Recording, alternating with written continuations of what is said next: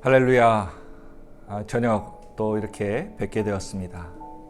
오늘 하루도 수고하셨고 이제 저녁 얼마 남지 않은 시간 동안 여러분 기도하고 하나님의 평안함을, 여호와 샬롬의 평안을 누리며 보내는 복된 시간 되기를 바랍니다. 여러분, 순종의 반대말은 무엇일까요? 어떤 분들은 불순종이다 라고 얘기들을 하시더라고요. 근데 한편으로는 다른 분들은 순종의 반대말은 타협이다 라고 이야기를 하신 것을 들었습니다. 이 세상 살아가면서 믿음의 사람들, 또 어려움이 있을 때 우리는 무엇을, 어떤 기준으로 살아갈지를 고민하게 됩니다. 그런데 오늘 성경, 저는 여러분에게 한 족속을 소개하고자 합니다. 바로 예레미야서 35장에 나오는 레갑 족속인입니다. 성경의 본문에 레갑 족속을 이렇게 설명하고 있습니다. 선지자 예레미야가 하나님의 명령에 의해서 그들에게 하나님의 집으로 초청하여서 그들에게 포도주를 접대합니다. 그때 레갑 족속들은 이 선지자가 제공하는 그 음료를 거절하면서 오늘 예레미야서 35장에 있는 것처럼 우리의 선조가 우리에게 명하셨기 때문에 모든 말을 지키기 위해 그것을 거절한다라고 이야기합니다. 이 비슷한 사례가 성경의 한 곳에서 더 나옵니다. 열왕기상 13장 11절부터 19절의 이야기인데요. 여로보암 왕에게 하나님의 사람이 경고를 하고 집으로 돌아가는 길이었습니다. 그때 베델의 늙은 선지자가 그 하나님의 사람을 초청하여서 식사를 공개하죠. 그러면서 이렇게 얘기합니다. 하나님께서 당신을 접대하라고 말입니다. 그때 하나님의 사람은 하나님에게 먼저 이 이야기를 들었습니다. 내가 하나님의 일을 하고 왕에게 이야기를 하고 네가 출발한 곳으로 돌아가라. 그때 먹을 것이나 마실 것 어느 것도 입에 대지 말고 바로 돌아가라라고 얘기하셨죠. 그런데 이 베델의 늙은 선지자의 말에 의해서 그는 그 유혹에 넘어가게 되고 그와 함께 식사를 하게 됩니다. 그리고 그가 나머지 길을 돌아가는 길에 사자를 만나 결국 운명을 달리하게 됩니다. 한 사람은 하나님의 뜻을 따라서 지키기 위해 애를 썼고 한 사람은 그 말씀을 지키기 위해 지키려고 하였지만 자신의 믿음과 생각을 잘못 판단하여서 죽음에 이르게 됩니다. 오늘 저와 여러분들은 살아가면서 어떤 기준으로 살고 있습니까?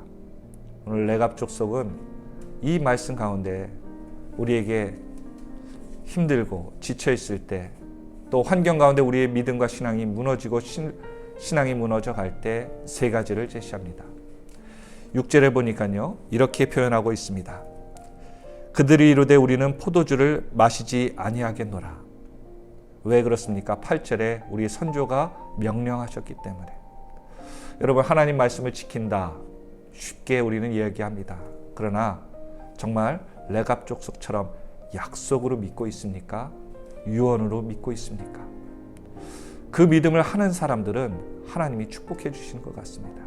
그러기에 우리는 신앙의 약속들을 지키기 위해 몸부림치고 신경 쓰는 우리 삶이 되어야 되지 않을까 생각해 봅니다. 마치 자녀들에게, 가족들에게 무엇을 사준다고 약속하면 그것이 하루 종일 생각나고 그것을 위해서 신경 쓰는 것처럼 하나님의 약속도 마찬가지입니다. 두 번째로 7절에 보니까 이러한 표현이 있습니다. 너희가 집도 짓지 말고 파종도 하지 말고 포도원의 소유도 하지 말고. 그 땅의 소유와 또한 정착을 하지 말라는 그 말에 그들은 순종하게 됩니다. 당시 이스라엘 백성들은 가나안 땅에 들어왔을 때 정착 생활을 하게 됩니다. 이 정착 생활을 하게 되면 땅을 숭배하는 그 우상들을 같이 믿게 되는 풍습이 그들 가운데 만연하게 되었죠. 특징이 있었습니다. 그들이 땅을 할 때는 우리나라에서도 어떤 영화나 공사, 큰 공사를 하기 위해서 돼지 머리를 들고 고사를 하는 것처럼 그들도 신에 대한 축복을 기원했습니다. 그러나 풍성한 열매와 결실이 그들에게 소유가 주어지면 그 다음부터는 그들의 신을 찾지 않는 경우가 허다했습니다. 하나님은 그것을 싫어했던 것 같습니다. 그러기에 그들의 백성에 대해서, 이스라엘 백성에 대해서, 믿는 이들에 대해서 우상과 또한 그들의 정착에 대해서 경고를 하셨던 것 같습니다. 오늘 레갑 족속은 이것에 대해서 분명히 자신들을 성결하게 말씀을 지키기에 준행합니다. 그들은 떠돌이 생활, 목축 생활을 하면서 그들은 정착의 생활을 포기하게 되죠. 오늘 우리에게도 우리가 갖고 있는 그 물질을 소유하기 위해서, 그러나 그 소유가 만족하게 되면 하나님을 잊고 살지 않은지를 우리는 돌아봐야 될 것입니다. 이 땅의 풍요와 누릴 것을 위해서 사는 인생이 아니라 우리가 하나님이 주시는 그 축복을 받기 위해 기도하는 저와 여러분이 되었으면 좋겠습니다. 또한 마지막으로 여기 본문에 보니까는 7절 보니까 평생 동안 장막에 거하라는 단어를 쓰고 있습니다. 무슨 말입니까? 집을 짓지 않으니까 떠돌이 장막을, 텐트를 치며 살라고 얘기하는 것이죠. 목축 생활입니다. 언제든지 날씨와 환경에 의해서 그것을 접고 그 자리, 자신이 정착했던 곳을 떠날 수 있는 모습을 갖추라는 것입니다. 우리가 살아가면서 세상의 소망을 어디에 두고 있습니까? 천국에 둬야 될 것입니다. 우리가 짓는 집, 우리가 갖고 있는 명예, 그것이 크기에 있는 것이 아니라 저 천국에 우리가 소망을 둘 때 언제든지 우리 연약한 이 육신의 장막을 하나님이 거둘 수 있다는 그러한 모습이 우리 가운데 있을 때 우리는 하루하루 천국을 준비하며 하나님과 동행하는 삶을 살 수 있다라고 이야기하십니다. 여러분 어떻습니까? 코로나로 인해서 우리의 삶이